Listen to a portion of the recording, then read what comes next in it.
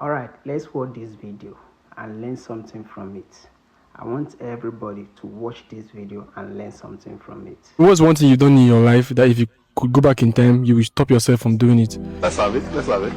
If I could remove one thing from my life, it would not be my marriage. It would be the voices I allowed into my head. How? I met my husband when he had nothing, no money, no cars, just me and him, and peace of mind. We used to sit outside in the evening, laugh, gist. Back then, I used to say, as long as I have you, I'm okay. And I meant it. Or at least I thought I did. My husband used to do a lot of things for me. They might not be big, but they felt real. If I complain about headache, he'll massage my head with warm water till I sleep off. If the food at home is not enough, he will say he's not hungry just for me to eat. Sometimes he will wake up very early in the morning to go and fetch water before I wake up from sleep. Some days when I'm tired, he will help me to wash plates even when I said he should not. And every single night, no matter how stressful his day went, he will always ask me, "Are you okay? Hope you are good." Those things used to mean everything to me back then because they feel real and natural. Well, things didn't actually change suddenly. Everything started changing when life got a little better for us. We got a better job and we moved into a small apartment in a quiet estate. I remember the first night we slept there. We didn't sleep early because of excitement. And nothing changed my husband. He was even better than before. And life continues. So after a year and a half, that was when we had our first child. My husband would carry the baby like it was the most fragile thing in the world. Sometimes I'll wake up in the night and I'll see him watching the baby. He was not a perfect man. He forgets dates sometimes. And in fact, my husband doesn't know how to surprise like all those Instagram husbands. But he was always present and that was all that mattered.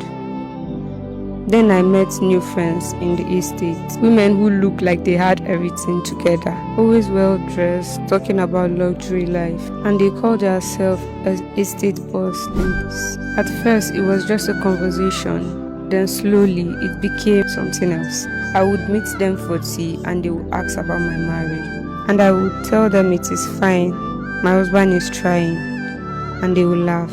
Just fine? One of them said. She said, "Do I have a car?" I said, "No." She said, "That means I still take the estate bus." And I said, "Yes." She said, "That's a disaster at its peak." She said, "I deserve more." And the other one said, "I have to push him." Because men don't know how to do what is expected until you push them. They told me how they push their husbands to get where they are today. How they will not settle for less, but the absolute best. And slowly I started listening to those women. Then I started noticing things I don't used to notice. What? The way my husband repeated clothes and the way he calculated expenses before spending. The way he would say, "Let's manage this month." Before it was normal, but now it felt like suffering.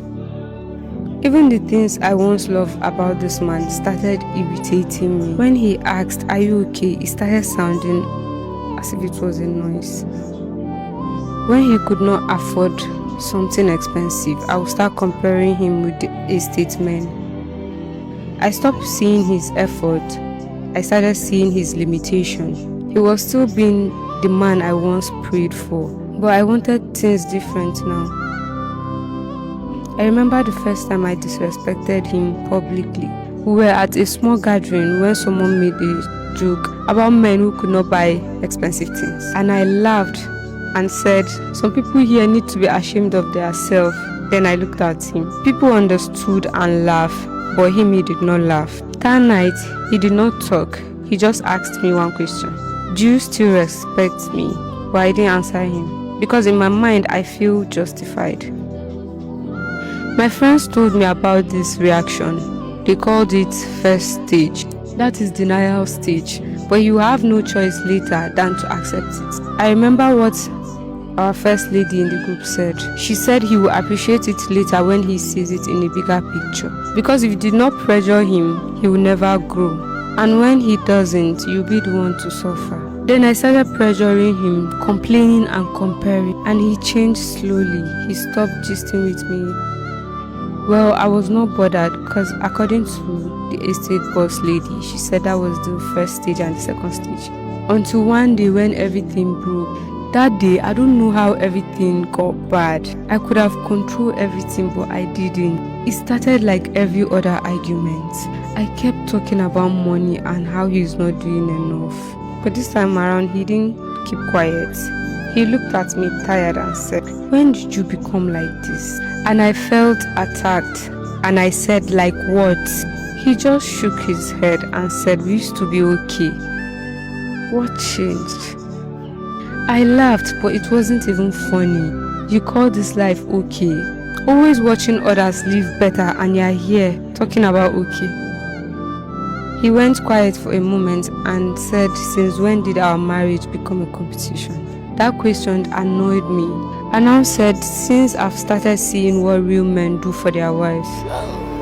He looked at me as if he didn't even recognize me. Then he said, "When did these people start deciding what is enough for you matter?" Then I said, "It's because you are not man enough and I deserve better." He didn't move or say a word. I could have stopped there, but I didn't. He was still looking at me quietly when I said something that I shouldn't have said. Then I said, "I regret marrying you." The way he looked at me, I've never seen him like that before. He looked empty, like something inside him closed. He nodded slowly, picked his phone and walked out. I didn't follow him and I didn't call him because I was still angry at him. I was still feeling as if I was right. I sat there convincing myself that he would come back as always. Night came, he didn't return. I called him, he didn't answer. Then I told myself maybe he needed time. Then an unknown number called. I picked, it was a female's voice. Then she asked if I'm the wife of the owner of the number. I said yes. Then she said I should come to so hospital. That there have been an accident and my husband is involved. Jesus. I didn't even remember how I got there, but I saw myself there. When I got to the hospital, the first thing I saw was his shoes. Then I saw him, but not the way I knew him. He was lying there, quiet, and machines were all around him. They said he was hit by a car while crossing the road. He didn't die, but he wasn't alive. He was in coma. I sat beside him every day holding his hands, talking to him, crying, begging him that I didn't mean what I said, but no response. Days passed, weeks passed, and then one morning, then the doctor called me aside and said, "I'm sorry, ma. We did our best, but we couldn't save him." That was it, just like that. I stood there empty. Because the last full conversation I had with my husband was me destroying him with words. If I had protected my peace instead of chasing what is not mine, my husband would still be alive. Now let me tell you what I learned in my story that was too late for me. Carry on. People will sit with you, laugh with you, advise you, and still be the reason your home will break. That is how human beings act. Those same women, the ones that told me I deserve more. When everything scattered, when my husband was fighting for his life, everyone disappears. None of them came. It was just me and the weight of my own words. And when he finally didn't make it, I didn't just lose a husband. I lost the only person who truly stayed. And after everything, life didn't pause there. Reality came immediately. Bills, responsibility, and a child asking for a father I can never bring back. And that is it that made me feel like I wasn't enough. I was evicted when I couldn't pay rent anymore. And the same people who made me destroy what I had, none of those so-called boss ladies could do anything for me. None of them offered support. That was when I understood something. Not everyone that speaks into your life that is speaking to build you. Some people are speaking from emptiness. Some don't even know what they have, so they will never recognize what you have. While some are projecting their own dissatisfaction. Marriage is not a competition ground, and definitely not something you will compare. It is in the person who stays with you even when life is not perfect. I had that, then I traded it for a life that is not even real. Now I am here raising my child alone, doing everything what we are supposed to do together all by myself. And the hardest part is not just the struggling, it is knowing that I had peace, then I destroy it with my hands. If you have something real, protect it. Don't allow outsiders to define it. Don't allow too many voices to enter something that it is yours.